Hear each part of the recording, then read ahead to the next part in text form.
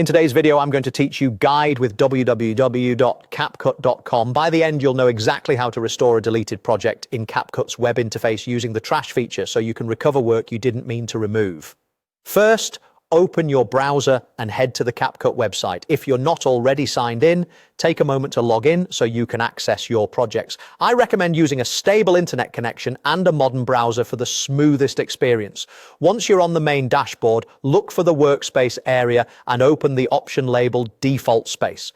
This is the standard workspace most accounts start with. If you use multiple spaces, make sure you choose the one where the deleted project originally lived. The trash you're about to open is tied to the specific space you're viewing. Inside your workspace, go to My Cloud and locate the trash. This is where Capcut keeps recently deleted items for a limited time before they're permanently removed. Opening trash lets you see all projects, assets, or videos you've deleted from this space. If you don't see what you expect, double check that you're in the correct space and filter by the right project type if filters are available. Now, find the item you want to bring back and click it to highlight it. You should see it become selected, and in many cases, a toolbar or action panel will appear at the top or on the right. If the list is long, use the search bar or sort by date to quickly narrow things down. With the item highlighted, look for the on-screen option tied to item actions. Depending on your view, this could be a visible button or a menu that appears after selection.